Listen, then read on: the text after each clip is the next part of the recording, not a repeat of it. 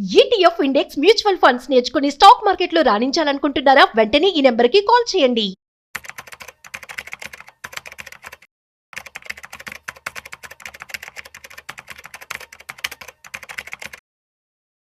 నమస్తే సుందరామరెడ్డి గారు. నమస్తే సార్. వెరీ ఇంపార్టెంట్లీ ఇది నేను కొంతమంది అడిగారు కూడా, ఈ విషయం చాలా మంది మాట్లాడుకోవడం నేను విన్నాను. లైక్ లాంగ్ టర్మ్ ఇన్వెస్ట్మెంట్ చేయండి, లాంగ్ టర్మ్ చేయండి అంటారు. అసలు లాంగ్ టర్మ్కి హద్దు అంటూ ఏమన్నా ఉందా?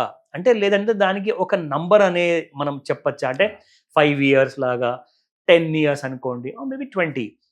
But how long is really long term? అంటే ఎంత ఎక్కువ కాలం పెడితే దాన్ని లాంగ్ టర్మ్ అంటారు. ఎందుకంటే కొంతమందికి 1 year లాంగ్ టర్మ్ అవ్వచ్చు, బట్ మిగతా మందికి 40 సంవత్సరాలు కావచ్చు. సో దీన్ని ఎలా అండర్స్టాండ్ చేసుకోవాలంటారు? బేసికల్గా టాక్సేషన్ పాయింట్ ఆఫ్ వ్యూలో 1 year లోపు అన్ని ట్రేడింగ్ కింద లెక్క. Okay. So more taxes. Okay. More than 1 year అన్ని ఇన్వెస్ట్మెంట్స్ కింద లెక్క. అవన్నీ లాంగ్ టర్మ్. అందుకే LTCG. Long term capital gain tax వాళ్ళకి. సో ఇది ఎంత ఉంటే లాంగ్ అంటే మీరు తీసుకున్న ఎసెట్ క్లాస్ ని బట్టి. సపోజ్ నేను ఈక్విటీ తీసుకున్నాను, అందులో లార్జ్ క్యాప్ లో ఉందనుకోండి. లార్జ్ క్యాప్ లో ఉంటే నీకు లాంగ్ టర్మ్ లో ఉండాలి అనుకుంటే మినిమం 5 years ఉండాలి. ఎవరు చెప్పారు 5 years ఉంటే నీకు గిట్టుబాటు అవుతుందంటే? వాల్యూ మ్యాట్రిక్స్ వాళ్ళు రీసెంట్ గా వాళ్ళు రీసెర్చ్ రిపోర్ట్ జనరేట్ చేశారండి. 20 years పాయింట్ ఆఫ్ తీసుకున్నారు మొత్తం ఇండియన్ మార్కెట్ ని. ఎన్ని సంవత్సరాలు ఉంటే లార్జ్ క్యాప్ లో వాళ్ళు బ్రేక్ ఈవెన్ పాయింట్ కి వస్తారు?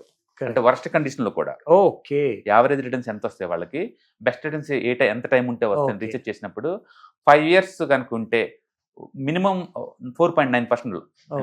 5 years దాటి ఉంటే నీకు అసలు లాస్ అనే కాన్సెప్ట్ లేదు. వాళ్ళు తీసుకున్న డిఫరెన్స్ ఇండెక్స్ లో డైరెక్ట్ గా. ఓకే. అంటే మీరు large cap index, large cap top 100 లో కనుక ఇన్వెస్ట్ చేస్తే మోర్ దెన్ 5 years ఉంటే అసలు మీరు లాస్ అయ్యే కాన్సెప్టే లేదు ఇంకా. అందుకని మినిమం ఇన్వెస్ట్మెంట్ లార్జ్ క్యాప్స్ కి ఎంత అంటే 5 years. ఓకే. అంటే మోర్ దెన్ 8 years ఉన్నారనుకోండి, నీకు యావరేజ్ మీద 12% గిట్టుబాటు అవుతుంది ఫర్ యానం మినిమం. ఓకే. ఇది వాళ్ళు ఇచ్చిన డెఫినేషన్ అనమాట.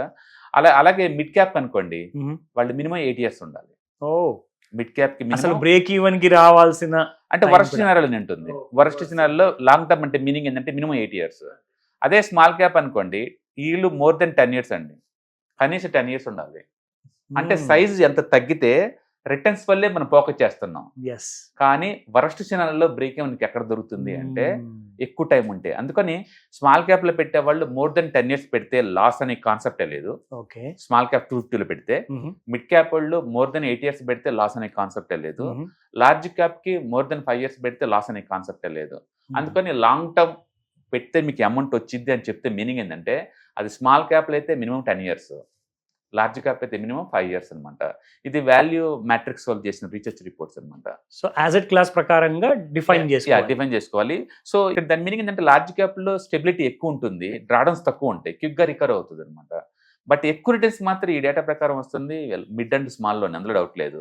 కానీ రిటర్న్స్ ఒకటే ముఖ్యం కాదు, డ్రాడౌన్స్ వస్తే గనక రికవరీకి ఎంత టైం పట్టింది అనేది ఇంపార్టెంట్. అది చాలా చాలా ఇంపార్టెంట్. కాబట్టి ఎవరైనా ప్లాన్ చేసుకుంటే లాంగ్ టర్మ్ అంటే ఇక్కడ మినిమం ఏంటంటే, ఎంత ఎక్కువ లాంగ్ ఉంటే అంత రిస్క్ తగ్గిపోతుంది. యాక్చువల్గా మీరు 20-30 years ఉండాలంటే బెస్ట్ టైం ఈ రోజు మార్కెట్లో. మీరు ఆల్ టైమ్ హైలో ఎంటర్ అవ్వండి, ఆల్ టైమ్ లోలో ఎంటర్ అవ్వండి, మీ తేడా రాదు. ఎందుకంటే మన ఎస్ఐపిలో గ్యాదర్ చేసుకుంటున్నాం యూనిట్స్ ని, అన్ని బ్యాలెన్స్ అయిపోతాయి, యావరేజ్ చాలా బాగా వస్తుంది. అవును. అది ఎంత కాలం ఉంటే బెటర్ అనేది ఇదనమాట. లార్జ్ క్యాప్ అయితే మినిమం 5, మిడ్ క్యాప్ అయితే మినిమం 8, అండ్ స్మాల్ క్యాప్స్ కి అయితే మినిమం 10 years కనుక దాటిస్తే లాస్ అనే కాన్సెప్టే లేదు. ఇక్కడ డేటా తీసుకుంది ఓన్లీ ఇండెక్స్ లో, పర్టికులర్ మ్యూచువల్ ఫండ్స్ కాదు, టోటల్ ఇండెక్స్ తీసుకున్నారు. కాబట్టి ఎంత కాలం మార్కెట్ లో ఉండగలిగితే అన్ని ఎస్ఐపీలు చేయగలిగితే నీకు అంత బెనిఫిట్ వస్తుంది. మీరు రూల్ ఎలా పెట్టుకోవాలంటే, మార్కెట్ ఆల్ టైమ్ హైలో ఉంటేనే బయటకు వెళ్దాం, ఒకవేళ ఎసెట్ లోంచి బయటకు వెళ్దాం అనుకుంటే అలా పెట్టుకోవాల్సి ఉంటుంది. ఎందుకంటే నిరంతరం మార్కెట్ డౌన్ అప్పటికల్ 20% షేక్ అవుతా ఉంటుంది. కాబట్టి కింద పడ్డప్పుడు కాకుండా పై పోయినప్పుడు కనుక పోతే కనుక రిటర్న్స్ వస్తాయి. అయితే ఇప్పుడు స్మాల్ క్యాప్ లో మోర్ దెన్ 10 years అయితే కింద పడినంత బయటకు వచ్చినా సరే still you made the money minimum.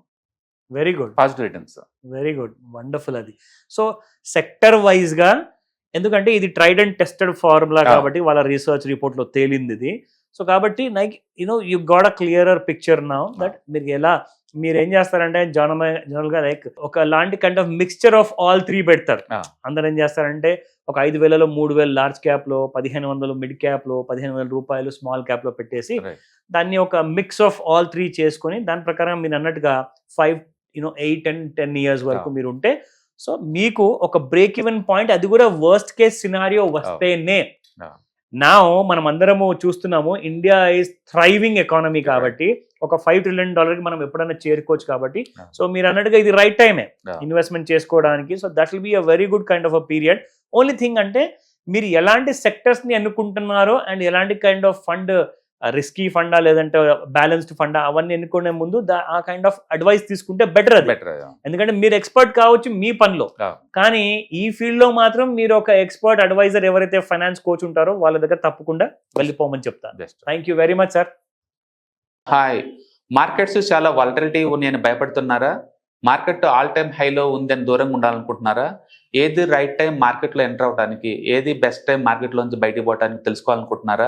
మార్కెట్లో mutual funds, ETFs, index funds ద్వారా మనీ మేక్ చేద్దాం అనుకున్నారా? ఇలాంటి మీ డౌట్స్ కి క్లారిఫికేషన్ కోసం ఈ webinar. ETFs, index funds and mutual funds కోర్సులో జాయిన్ అవ్వండి, మీ డౌట్స్ క్లారిఫికేషన్ చేసుకోండి.